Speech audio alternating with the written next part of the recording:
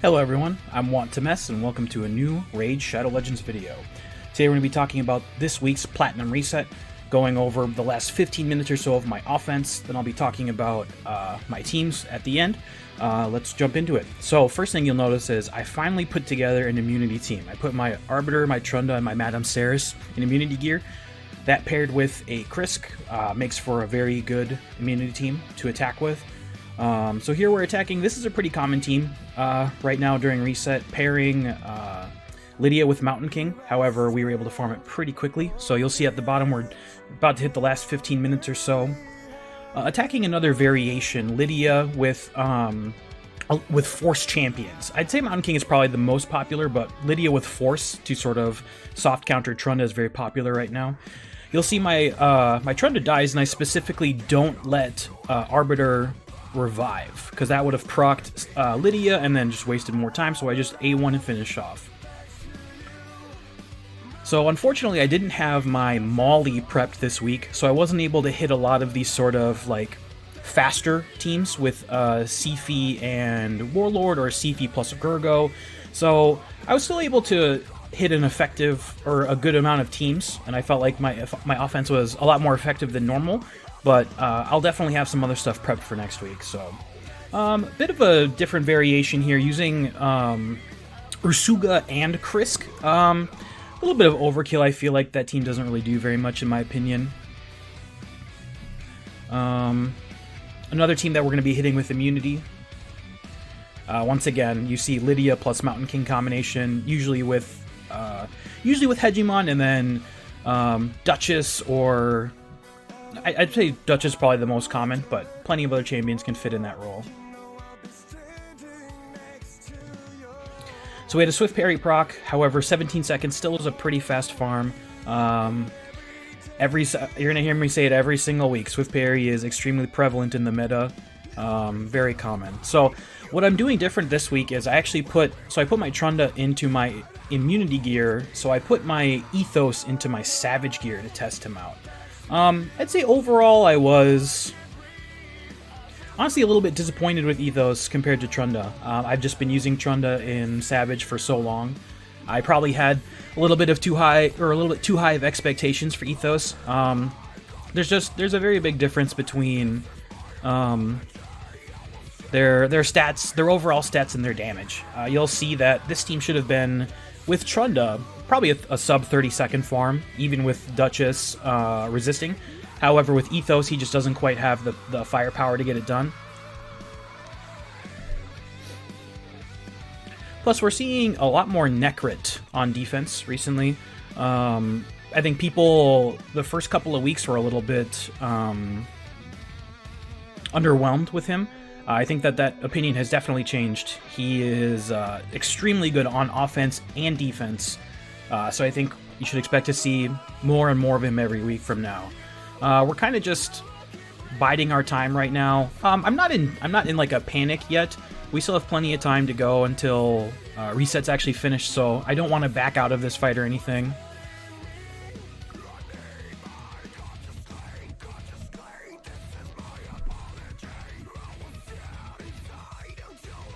Jeez. Yeah. Even with defense down, we're having a hard time punching through this team.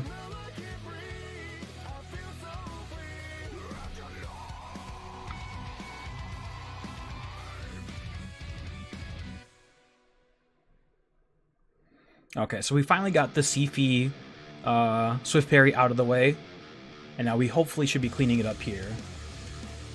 Oh gosh, another revive. Over 2 minutes for this fight. That's very, very bad.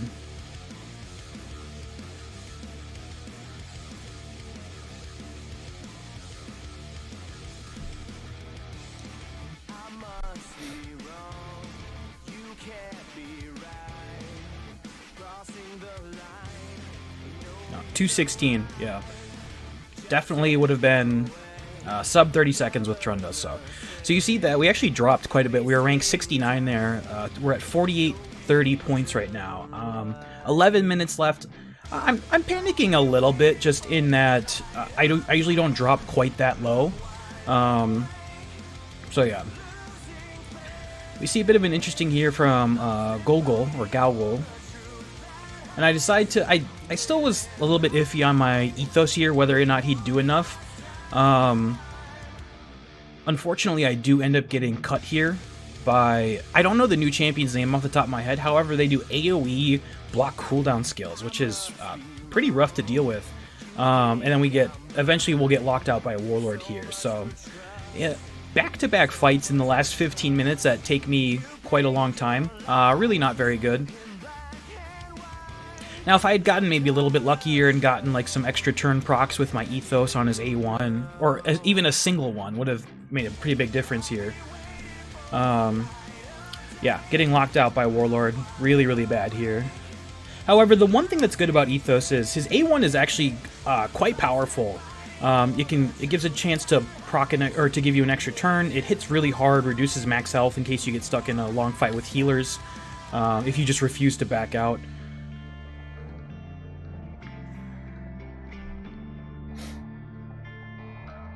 So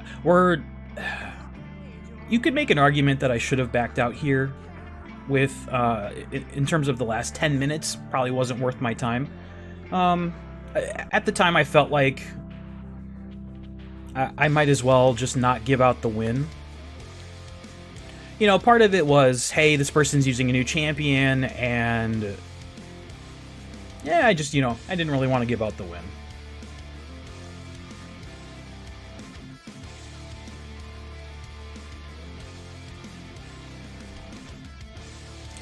Looks like we should end up being sub 2 minutes, though, so better than the previous fight. Okay, so we see that I dropped from 48.30 down to 47.87, which is really rough. Really not looking too hot this reset, but we do end up pulling it back towards the end. I'll have to think about what I'm going to do next week with... the sort of revelation that Ethos is just definitely not as good as Trunda. It was nice having him for a lot of the Force champions that are in the meta right now, but I'm not sure if it was worth it overall.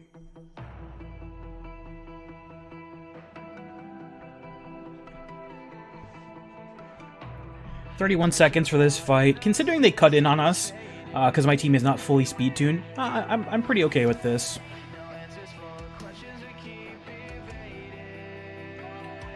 Yeah, so, wow, I dropped all the way down to 143.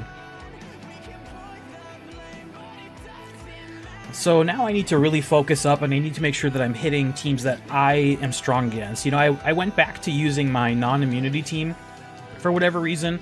That's what I'm most comfortable using, but I prepped my immunity team this week, and so I need to use it, so... You should see a few fights in a row, all really taking advantage of these teams. So what Immunity does really well is it targets these slow hegemon defenses that don't really do very much. So there's, you know, usually a high resistance Duchess, there's, or at least in this team, Hegemon, Lydia, Mountain King. So the team is usually not built very fast, and so you're allowed to kind of do what you want. It relies on sort of the nuke hegemon deterring a lot of people, and then if Mountain King kills your damage dealer, you'll probably have a hard time recovering. But if the team is just too slow, and if I'm able to protect my own team with really big Krisk shields, it's a very effective way to attack it. So here's another variation using Seeker lead and then Candrafon. And nice and fast, 17 seconds. So we're upping our points quite a lot in these last few minutes here. Very quick wins, very good to see. Once again, another variation of Lydia plus... Oh, I guess this time we don't have a force damage dealer. Using Godseeker and Yuri is pretty interesting. I'm not a huge fan of this team. Godseeker is a solo reviver, and then there's no one to follow up after the Hegemon, so the Lydia doesn't really make sense to me in that team. And so here we see, I don't know if this was intentional or not, but I actually just use my Immunity Trunda instead of my Savage Ethos for this fight. Now I do make a small mistake there. The Necrit does not have decreased defense placed on him, So my A2, which should have done quite a bit more damage, ended up not actually killing quite a few of the team members here. However, I don't believe we're punished too heavily for it. Yeah, still a 21-second fight. Pretty quick still.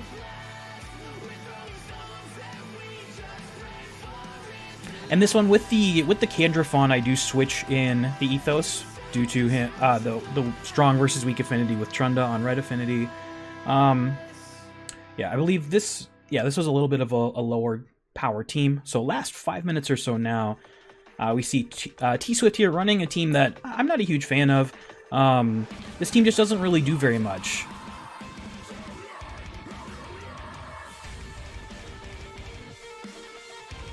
There's just, I mean, Warlord is a threat, but there's no one to enable the Warlord, right? I understand it's double revive and Torment can be quite annoying with high health, but there was no one to enable Warlord to actually lock out my cooldowns, so I don't think this was a very well-built team. 25 seconds, pretty quick.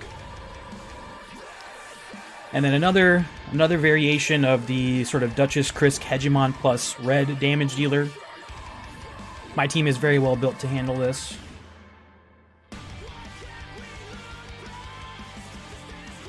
Okay, and we see that the Duchess full resisted everything, so we A2 the high health target Krisk, it kills everybody else.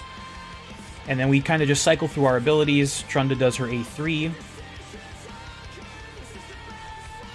Krisk does an excellent job of protecting us, doesn't even break the Trunda shield, which is amazing. The Swift Parry proc on Candrafon slows us down just a little bit, but still 30 seconds. That's a very good speed for offense. Now you'll see me dodging towards the end here. I end up dodging a fair few teams that are sort of Siphi Warlord Hegemon plus X or Siphi Gurgo Hegemon, you know?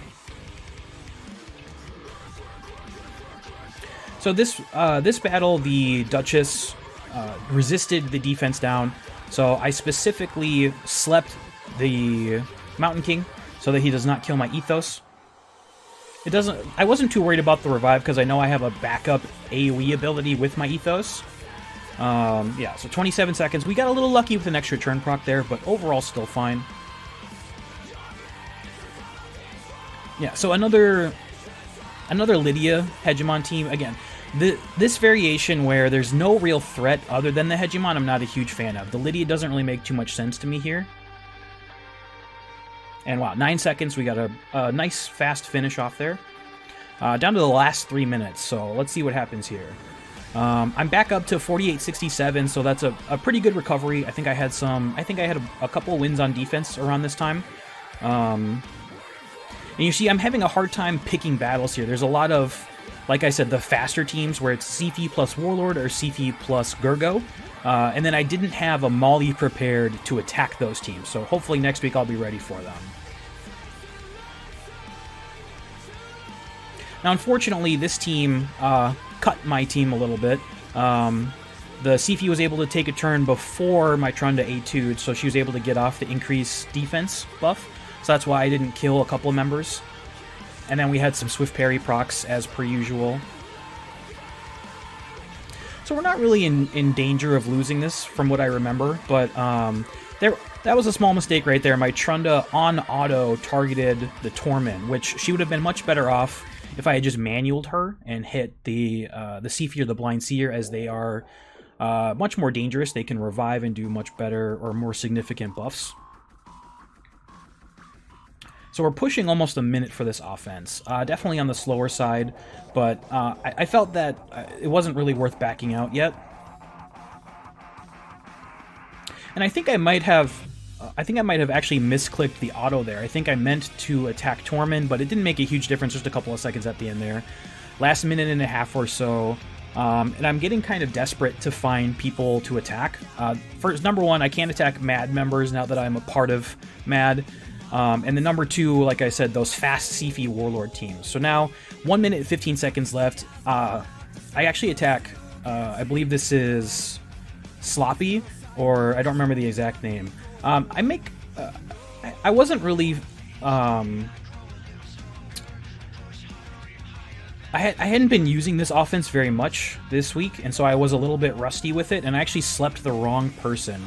You're supposed to sleep Siphi here, And then Warlord doesn't do his A3 because he doesn't have block debuffs on. He'll end up using his A2, which is the shield and heal ability, and then you strip, and then you nuke. So I'll just, you can see I've used my strip, I've used both of my AoE nuke abilities, and the enemy team is basically full health. So the last minute or so of reset, I get stuck in this fight. So overall, I'll save you the wait. I get stuck in this fight past when reset finishes. So let's go take a look at the final ranking when I check the box, and I'll meet you back there. Okay, so we finished up that offense. We are checking our ranking afterwards, and we finished 19th this week. Pretty happy with that, considering I was using a brand new offense, and I ran a defense that overall I think my defense did okay, but a lot of people ran a similar defense to me, so a lot of other people were comfortable attacking it. Okay, so let's check my defense log. So I ran Candrafon, Krisk, Duchess, Hegemon. Like I was talking about other people, it was some kind of variation of that was a pretty common offense this week, or excuse me, defense, using Krisk, Duchess, Hegemon, and then some sort of force damage dealer. So checking my defense log, I don't remember my exact numbers. However, it was a pretty good chunk of losses with a couple of very clutch wins towards the end. I will admit that sort of saved my placement this week. You'll see, I should be scrolling up here pretty soon. Right there, 3 in a row. Cassio, Scratch, and somebody else. That gave me a good chunk of points there. And then one final win at the end for a +8. Grozny. Yep, so those helped my placement quite a bit this week. Some defense wins made up for not the best offense. But yeah, so overall, placed 19th this week. Pretty happy about it. Now, I'm not going to go and show my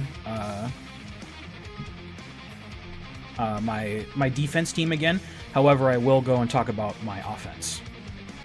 All right, let's go take a look at what champions I ran and the gear that I ran for my primary offense, which was my immunity team. So I ended up running my Arbiter in immunity gear. She is rocking 63,000 health, 3.3k defense, 315 speed, some resistance and accuracy, and I was actually missing speed glyphs in the chest piece and the helmet, so I can push a little bit more speed in this build. I literally ran out of speed glyphs while I was building this. However, 315 seemed to do the job for the most part. Pretty happy with that. Next up is Krisk, was used in that team. He is in a shield set. He's relatively fast. He is speed tuned to go with the Arbiter after she does her turn meter boost so that I can try to provoke or either protect my team. And then I used my immunity Trunda. So she is rocking 6.8k attack, 218 speed, 260 crit damage. I'd like her a little bit faster, but I'm okay with this speed for now. And then I ran an immunity Madam. Oh, that's the wrong one. I ran an immunity Madam. She's in the vault.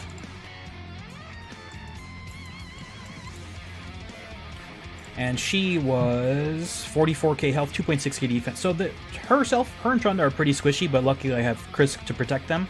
220 speed, she just needed to be faster than the Trunda, and 691 accuracy. So for immunity, this is pretty good. Not crazy. I've seen some people over 700 with good speed, but I'm pretty happy with this. And then if people were curious to see, this was my ethos that I was running this week that I was a little bit disappointed in. 6.5k attack, 227 speed, 261 crit damage, and that's in Savage gear plus speed. So that was my offense. That was my arena reset this week. Pretty happy with getting 19th. Top 20 always feels good. It was a pretty competitive this week with a lot of Tau and Mad members taking pretty much all the top 20, I believe. So thank you so much for watching. Please like and subscribe, and I will see you next time for a new video. Peace.